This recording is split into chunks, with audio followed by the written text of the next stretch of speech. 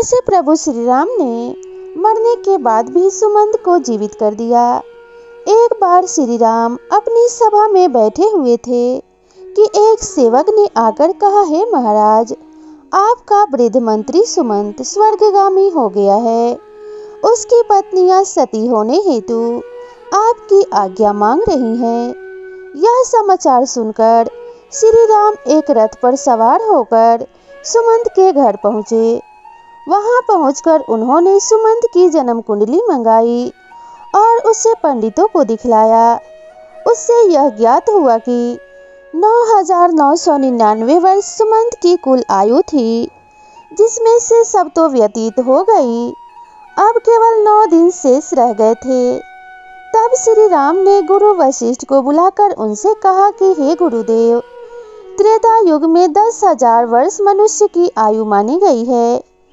इस नियम के अनुसार यमराज ने मेरे राज्य में मेरा अपमान किया है और इस नियम की अवहेलना की है। ज्ञात होता है कि वह मेरे द्वारा दंडित होगा, क्योंकि मेरे इस मंत्री की आयु अभी भी 9 दिन शेष है। फिर यमराज ने क्यों इन्हें पहले ही यमलोक बुला लिया? अतः अब मैं यमराज को बांधकर यहाँ ले आता हूँ और सुमंत को जीवित करता हूँ। वशिष्ठ जी से ऐसा कहकर श्री रामचंद्र जी गरुड़ पर बैठे और धनुष टंकार करते हुए यमराज की यमपुरी की ओर चल दिए। मार्ग में देखा तो यम के दूत सुमंत को बांधकर ले जा रहे थे। दृष्टि पड़ते ही राम ने उन दूतों को मारकर सुमंत को छुड़ा लिया। इस पर यमदूतों ने विनय पूर्वक कहा कि हमने आपका क्या अपराध किया है, जिसके कारण आपने हमारा यह अधिकार छीन लिया है। श्री राम ने कहा, अभी इसके जीवन के 9 दिन शेष हैं, फिर तुम लोग इसे कैसे बांध कर ले जा रहे हो? जब इसके दिन पूरे हो जाएंगे तब आकर इसे ले जाना। श्री राम की बात सुनकर यमदूत बोले, राघव, इसके जन्म की कथा अपूर्ण है। जब यह जन्म लेने लगा था तब माता की योनि से सर्वप्रथम इसके दोनों हाथ और मस्तक बाहर निकल आए थे। उसके बाद 10वें दिन इसका पूरा शरीर बाहर निकला था। श्रेष्ठ मंत्रों से पंडितों ने इसकी रक्षा की थी।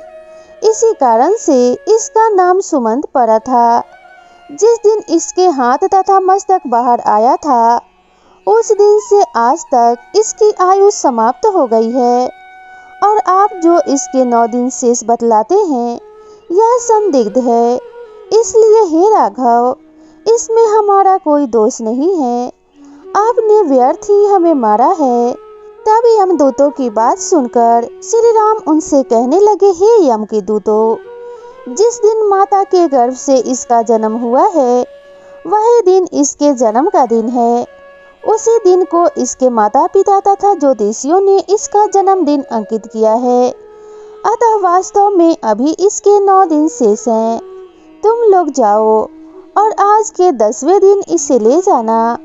उस दिन मैं अवरोध नहीं करूँगा। श्री राम की बात सुनकर यमदूत वहीं से लौट गए और राम जी भी लौटकर अयोध्या चले आए। फिर श्री राम सुमंत के घर गए और वहां उन्होंने सब लोगों को सुमंत के साथ प्रसन्न देखा। सुमंत ने श्री राम को देखकर प्रणाम किया और उनकी पूजा के पश्चात श्री राम अपने भवन को गए। सुमंत ने अपने जीवन के 9 दिन शेष जानकर पर्याप्त पुण्य के कार्य और दान किए। यम के दूत अपनी पगड़ी फेंककर यमराज से बोले, हे यमराज, आप कैसे अपने अधिकार की रक्षा करते हो? अपने अनुचरों की यह दुर्दशा देखकर क्या तुम्हें लज्जा नहीं आती? मार्ग में श्री राम ने हमसे सुमंत को छुड़ा लिया और कहा कि अभी इसके जीवन के 9 दिन शेष हैं। जब इसके 9 दिन पूरे हो जाएंगे तब श्री राम उसे आने देंगे। अब हम लोग जल में डूबकर अपने प्राणों का विसर्जन कर देंगे। तब दूतों की यह बात सुनकर यमराज क्रोध के मारे लाल हो गए और यमदूतों से कहने लगे कि तुम इसके लिए खेद प्रकट ना करो। आज ही मैं राम को बांधकर उनके इस कृत्य का दंड दूंगा। तुम जाकर सेना तैयार करो। तब तक मैं इंद्र के पास जाता हूँ। ऐसा कहकर यमराज उसी क्षण इंद्र के पास चले गए और उन्हें जाकर सारा वृतांत सुनाया और सहायता के लिए प्रार्थना करने लगे। यमराज की बातें सुनकर इंद्र ने कहा, हे यमराज, क्या तुम उन्मत्त नहीं हो गए हो? तुम भगवान विष्णु के साथ युद्ध करना चाहते हो। अब तुम्हारे लिए यही उचित है कि तुम यमपुरी लौट जाओ। श्री राम का तुम क्या ही कर सकते हो? उनसे भयभीत होकर ही तो मैंने अपने यहाँ से परिजात और कल्प वृक्ष, इन दोनों देव वृक्षों को उठा दिया था। इंद्र का ऐसा वचन सुनकर यमराज अग्निलोक को चले गए और जब सहायता मांगी तब अग्निदेव ने वैसा ही उत्तर दिया। तब उन्होंने वरुण देव, कुबेर देव तथा 9 ग्रहों से सहायता मांगी, परंतु यमराज को सबने इंद्र के समान कोरा उत्तर दे दिया। फिर यमराज लौटकर ब्रह्मा जी के पास गए और पातालवासी और सप्तद्वीप के राजाओं से भी सहायता मांगी, परंतु श्री राम के विपक्ष में यमराज की किसी ने सहायता नहीं की। तब क्रुद्ध होकर यमराज अपनी ही सेना लेकर श्री राम के साथ युद्ध करने के लिए अयोध्या नगरी को चले गए। यमराज एक विशाल भैंसे पर सवार थे।